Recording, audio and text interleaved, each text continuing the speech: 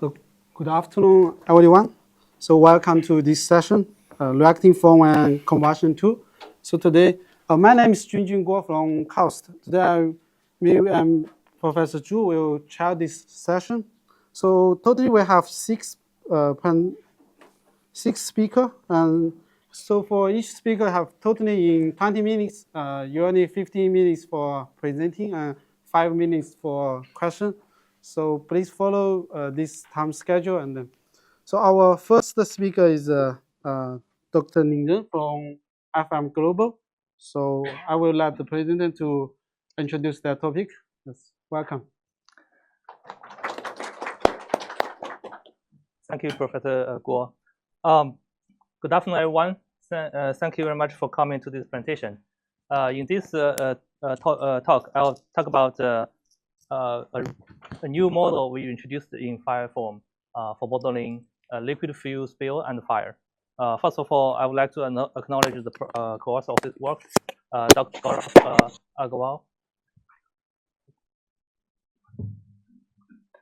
Dr. Gaurav Agarwal, Dr. Alex Greisman, and Dr. Di Wang. First of all, I would like to give a brief introduction and of our research and also the motivation of this project. I'm from FM Global. FM Global is the largest industrial property insurer. At FM Global, we believe losses are preventable. So that's why we do a lot of research trying to reduce the loss. This is a figure. This picture shows our research campus. We do a lot of research on different hazards, such as natural hazard, hurricane, earthquake, hydraulics, electronics, and also equipment, fire, and explosion. In the fire research, we did a lot of full-scale fire testing for suppression purpose. As you can see, this big fire flame here. We also do a lot of fundamental research, such as material flammability and also fire dynamics. Since 2008, FM developed this solver called FireFOAM. We used to use this solver to model fire suppression-related problems. Fire can occur in different scenarios and can occur on different commodities. In the past decade, we spent a lot of effort on modeling solid fuel fires. As you can see, one example is shown here. This is like a rack storage of corrugated cardboards. We develop a model for those kind of material, and we have a pretty good performance in that commodity. Another big category is liquid fire. So liquid fire can occur in both storage scenario, as you can see here, and also in a manufacturer space, such as the hydraulic fluid, the transformer oil, etc. Sometimes we have these two mixed commodity. For example, this thermoplastic. Initially, it's just a solid plastic. When the temperature reaches certain value, the plastic going to melt and flow down, accumulate on the ground to form these liquid fuel fires. So there's a great need for us to develop a model able to model the liquid spills and the fire spread. Liquid fire are very different than solid fire because the liquid is free to move. So in order to model the liquid fire, we need to be able to track the liquid motion to predict the spill front, and also there's flow circulation inside the liquid. So that's something very different and important for modeling the liquid fuel fires. We are focusing on industrial scale fires, so it's not lab scale. It's like the fire size sometimes can be like 10 megawatt, and the simulation domain is like 10 meters.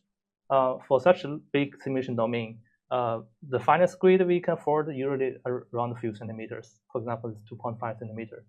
However, when we're talking about liquid spills on the ground, so the thickness of the fuel is on the order of a few millimeter or like a centimeter scale. So it is actually smaller than the gas phase grid size. So therefore, it's very difficult for us to apply this volume fluid method because the mesh size required to solve the liquid phase is much smaller than gas phase. And also, the fire usually has a long development stage. It takes several minutes for the fire to grow, and also if we model suppression, it takes another few minutes to suppress fire. So because of this long simulation time, we cannot afford this volume of fluid method. So we have to develop a model to be able to model the fires efficiently and also accurately. So this is our modeling strategy. So this figure shows initially we use a two-dimensional model to model the flow of this bulk flow. As you can see here, this is our mesh setup. We have 3 mesh in our simulation. We have 3-dimensional gas phase mesh and also 1-dimensional solid phase mesh to solve the heat conduction. Between these 2 mesh, we have the 2-dimensional liquid mesh. Because this mesh is 2-dimensional, so the liquid phase can be solved very efficiently and very quickly. After we get the thickness of the liquid and the velocity, we apply a subgrid model, as is shown here. The subgrid model calculates the heat conduction inside the liquid and also the flow advection. This video is the example we did fire suppression using FireFOAM. What you see here is the rack storage fire. We have sprinklers that activate in the fire, and water accumulate on the solid surface and flow down, and eventually accumulate on the ground. For the water on the vertical surface, usually the flow velocity is high, so the thickness of the water is very small. We can treat it as a small thing. But when the liquids accumulate on the ground, they are like several millimeters thick. We cannot treat as a small thin material. We need to solve the heat conduction and also the advection. These 2 equations are the 2D bulk flow model. It's very simple to obtain. Basically, you take the 3D Navier-Stokes equation and integrate in the liquid depth direction to reduce 1 dimension. Now this is a 2-dimensional equation. So, and it's very easy to solve. So once we have the liquid thickness and the velocity, we apply this subgrid model. So this equation is a subgrid energy equation. H is the sensible enthalpy of the subgrid cell. In this model, we have the conduction term shows here, and also the flow advection term shows here. The subgrid mesh is like we apply a uniform mesh in the depth direction because the thickness of the liquid is changing with time and location. So this mesh is dynamically adjusting with time. So that's why we have this mesh associated flux and mass flux and energy flux showed here. Oh, I forgot. So I forgot to mention that there's one additional term here that is not is unknown here. So we need to provide a model to close this term. So there's several different mechanisms for the flow circulation. The one important mechanism in the fire is this thermocapillary convection, or called Marangoni effect. As you can see in this video, when the igniter is the gas burner is turned on, you can see the liquid surface moving from the left to the right. This is because due to the surface tension force changes the temperature. So on the left-hand side, the fluid cold has a higher surface tension force that's pulling the liquid from the hot region to the cold region. So this effect can have 2 impacts. First, it will change the ignition of the fuel because the hot fuel is keeping moving away. So it's making it a bit difficult to ignite. Once it ignites, this liquid motion helps the flow fire to spread. So this is very important in order to model the liquid fire spread. So we have a very simple analytical model for the thermocapillary convection. The thermocapillary convection usually has this kind of shape. The hot surface, the hot flow on the surface, and the cold flow flow in the back from the opposite direction. The 2 flow rates are roughly the same. So when you do the integration in the depth direction, it's 0. And also at the surface, this is the air liquid interface. The surface tension force is balanced with the viscous force. And at the bottom, we have the non-slip boundary condition. So from this equation, we can have a simple parabolic equation to describe the velocity profile. And you can see it matches pretty well with the measurement. I've shown this video before. So I add another one. This is a simulation of the liquid fuel velocity on the surface. In the simulation, I put several tracing particles on the surface, and you can see it's compared pretty good with the measurement. The video was played at double speed. The peak velocity of this surface flow is roughly like 3 centimeters per second. It's not a big value, but it's very important to change the fire spread velocity. In this presentation, I'll cover 4 fields from different flashpoints. At FM Global, we categorize the different fields with different flashpoints. The low flashpoint field are very dangerous and very hazardous, like the methanol and decane. The high flashpoint field is less hazardous. So we covered pretty wide range of this spectrum. For the methanol fire, we are focused on the steady state burning. This one shows the model of the heat release rate at different time. Once the methanol is ignited, it takes several 2 minutes to reach a steady state. It needs some time for the liquid to heat up. These 2 black curves shows measure the steady state burning rate from different groups. So they have a slightly variation.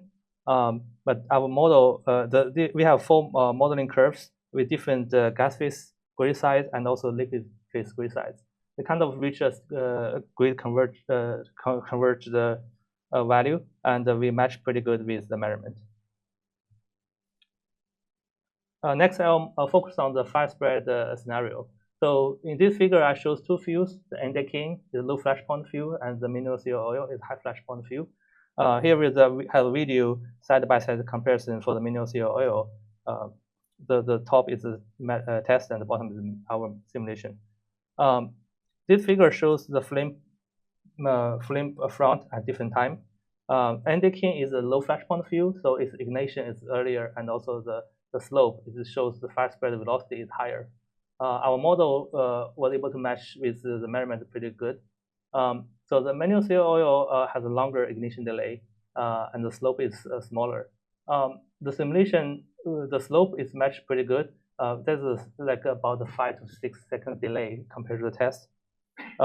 In this video, I shifted the test for about 6 seconds. So you can see the spread velocity match pretty good.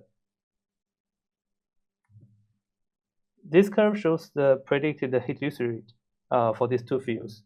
For the N-decane, I also tested different grid size. Roughly, we achieved the grid convergence result. Both of these 2 fields match pretty good with our measured heat release rate. As I mentioned earlier, the thermocoupled convection flow is important for fire spread modeling. If you recall this velocity profile, if you integrate the velocity with the sensible enthalpy, you can get the energy flux across this line. And then you take the divergence of this energy flux, you can get this quantity. This quantity basically shows which area is losing heat and which area is gaining heat. This one shows one example. This is the instantaneous surface velocity, and this one is this E double prime thermocoupled convection. And you can see under the burner region, the value is negative. Basically, the hot fuel is flowing away, and the cold flow coming back at the bottom. That's why it will have a cooling effect. This region, the thermocoupled force causing the hot fuel to flow in. That's why you have a positive heating from the thermocoupled convection. In the simulation, we can quantitatively show the thermocoupled convection effect. If we disable the thermocoupled convection, we'll get a totally different temperature prediction.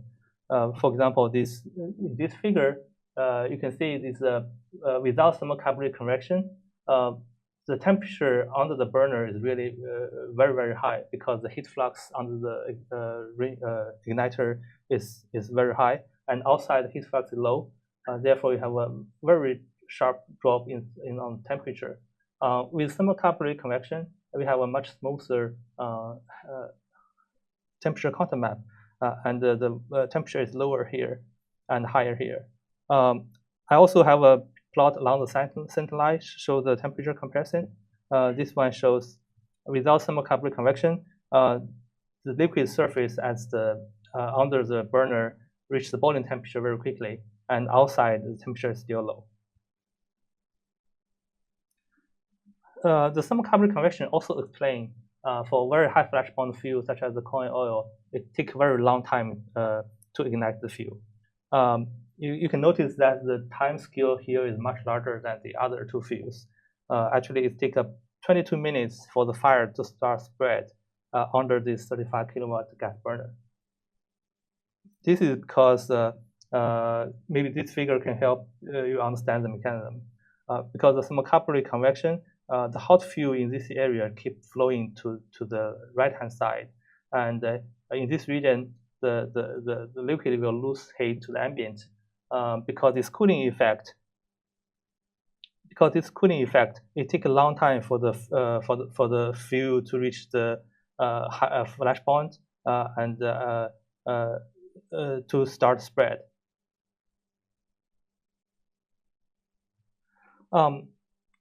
In the previous result, I showed the validation with the static pool. I do want to mention that our model was able to handle the fuel spill scenarios.